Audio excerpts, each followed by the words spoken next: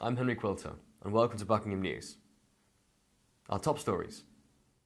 The local community got behind the royal wedding festivities. Authentic cars were on display on the weekend. And the football match was scheduled for Ollie Hillston.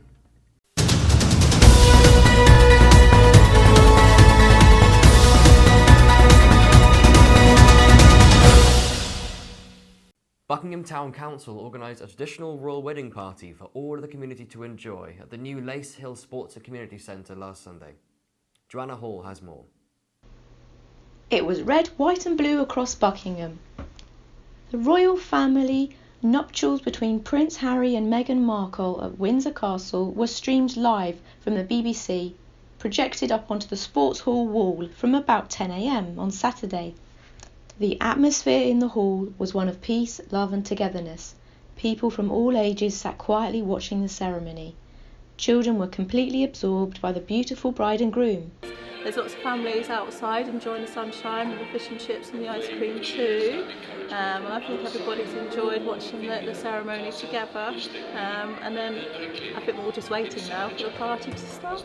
Delicious fish and chips from the famous mobile van and vintage ice creams were also on sale. Just finishing up now with the Duke and the Duchess of Sussex, and the crowd really enjoyed their day here today, and it's now going to start warming up a bit more with some live music and a few more fish and chips and some fizz. This is Joanna Hall reporting for the Buckingham News. On May the 20th, the annual Chiltern Hills Vintage Vehicle Rally took place. The car rally showcased over 1,000 classic and vintage vehicles in the open, beautiful Buckinghamshire countryside. Isabella Devine reports. On show, there were many fun family activities that included children's rides, trade stands, auto jumble, live music, delicious drinks, and a broad variety of tasty food. The event was also dog-friendly, and people were encouraged to bring their furry bundles of joy. The vintage vehicles included not only classic cars, but also buses, lorries, scooters, motorcycles, tractors, and stationary engines. Vehicles ranged from as early as cars made in 1900 and the oldest models shown made in 1995.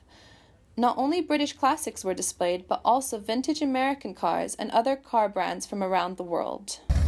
Look at this classic red Ford. Beautiful. Old ones, they got more character than the old ones. Modern ones don't have characters.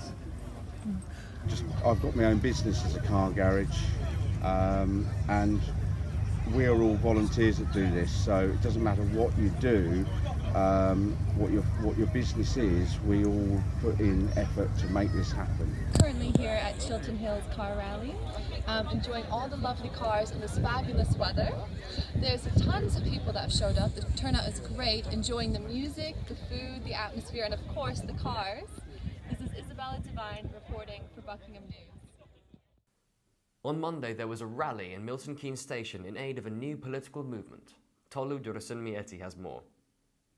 Today I am at Milton Keynes Station, and I'll be speaking to the campaign organiser, trying to find out the step they took towards today and where they stand as a political party.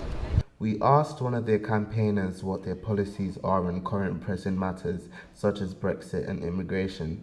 We're very much anti-Brexit. We believe it's a bad idea and it's going to make solving all of the problems that we have in this country much harder. On immigration, we basically believe that immigration is a good thing on the whole, but that some people bear more of the costs and some people take more of the benefits. By and large, the costs tend to hit people lower on the income spectrum, and the benefits tend to accrue to people higher on the income spectrum. So if you own a business in central London, immigration is great. If you are competing with new immigrants for relatively low skilled labour, it might make life much harder. So we think we need to spread the benefits a bit more evenly. Renew have taken a new and intensive approach to gaining support with an online survey to ask people what they really care about, and already have over 2,500 participants since February 2018. An impressive feat. This is Tolu for Buckingham News.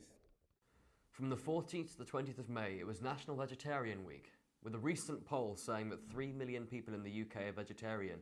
We thought it only right to look into their lifestyle. Suki Sagu has more. A vegetarian is a person who does not eat meat or fish. In the 12 weeks leading to the end of January 2019, 29% of the meals contains no meat or fish, according to Kantar World Panel. As mentioned before, there are a significant amount of vegetarians in our country. People choose to be vegetarian for different reasons. Let's delve deeper into what it's like to be a vegetarian. I made the conscious decision to replace it, to have a vegetarian diet, and I've continued to do so. And I haven't wanted to change so far because I think that there's ethical reasons to become more important to me as well. One substitution of meat that has seen a global growth of 16% in 2017 is corn mince. In February, they announced total sales of £205 million. It's putting its growth down to two different factors. One, that people are becoming more health conscious, but also that there is increased awareness of the environmental impact that meat production has. It's protein, it's soya, so I don't mind using it, but if it's available, but rather I will use what all fresh produce comes into the season, because we have got so much choices here. It is clear that being a vegetarian is becoming a popular choice. For some, it's an obvious choice. For others, it's a conscious effort to reduce their environmental impact. This is Sika Sagu for Buckingham News. In light of World Fair Trade Day on the 12th of May, the townspeople of Buckingham have been striving to maintain our status as a fair trade town. Kirsty Thomas has more. Buckingham Town gained its fair trade status on the 15th of September 2007, winning the Fair Trade Town Award. Last year September was our 10th anniversary as a fair trade town. Buying fair trade produce guarantees a fair price for workers in other countries, as well as making sure they have safe working conditions. It can also provide social premium for investing in education, health, and welfare of communities involved, such as clean water and clinics. Awareness events and promotional materials are now organised by the Town Steering Group, who have 2 events a year during the Fair Trade Fortnight. We have so much choice when we go shopping, and we have so much that we take for granted.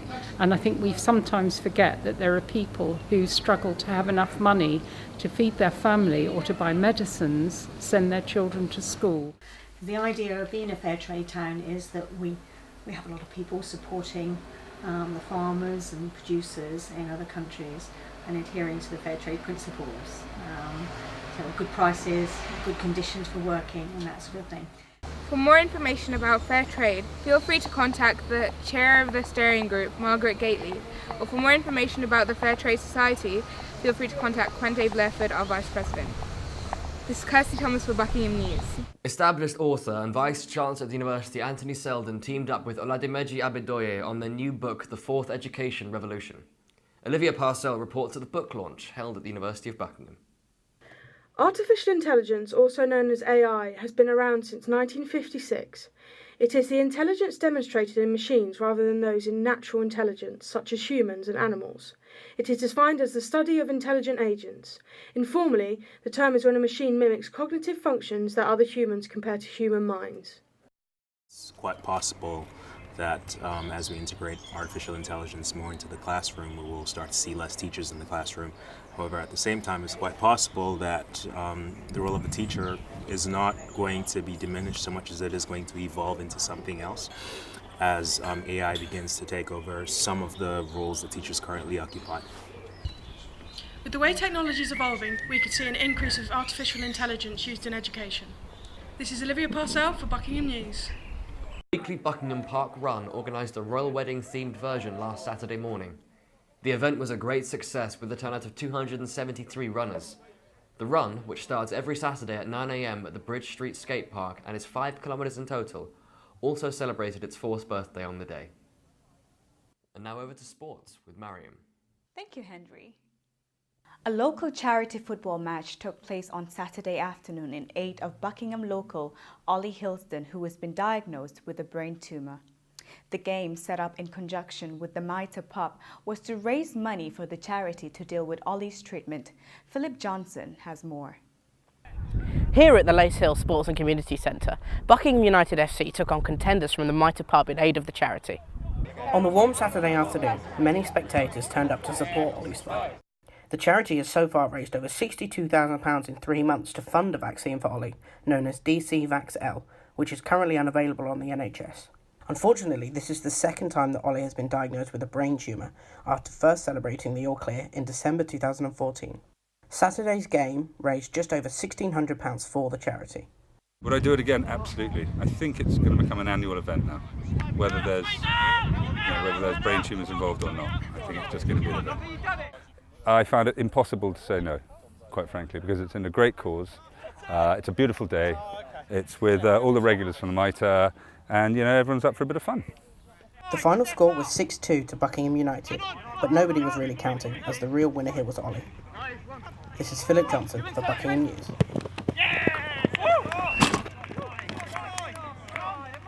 Last Sunday brought the North Hampshire Basketball League's Cup final between the University of Buckingham and the MK Knights. Sophia Rook was courtside for the final game of the season.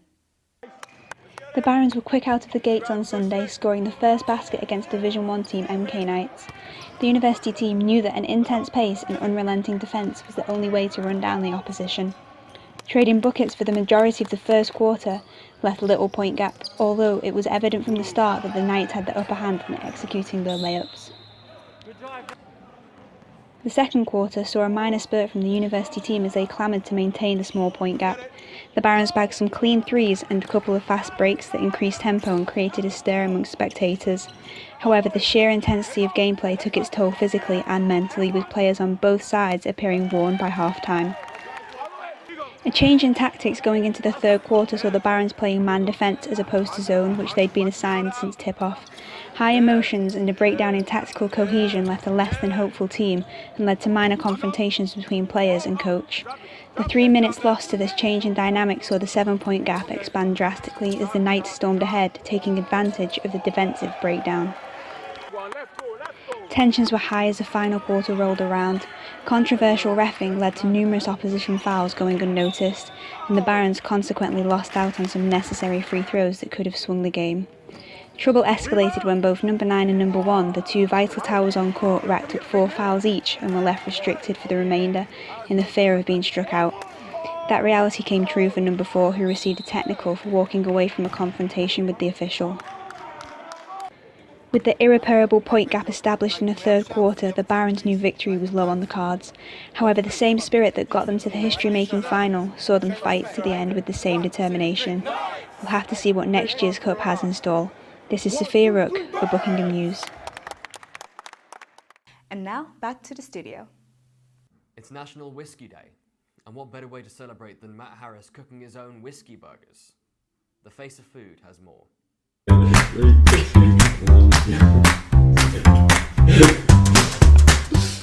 We're celebrating one of the finest spirits out there by showing that whiskey isn't just for drinking. Today we'll be cooking one of the most indulgent meals I've ever cooked, the whiskey burger. For this dish you will need 2 6-ounce beef burgers, 2 rashers of bacon, any whiskey of your choice, 50 millilitres, bread rolls, salt and pepper. Cover the bottom of a deep oven dish with whiskey and place the beef burgers in there to soak for 15 minutes each side.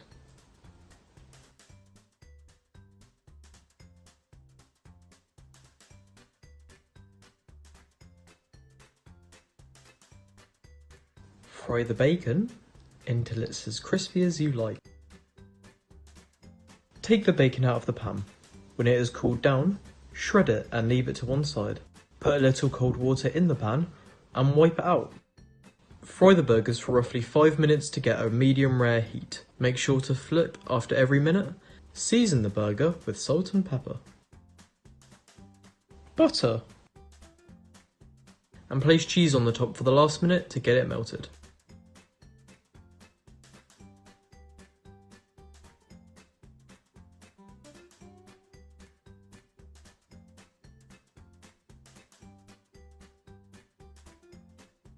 Introduce alcohol into your cooking by starting with this classic dish.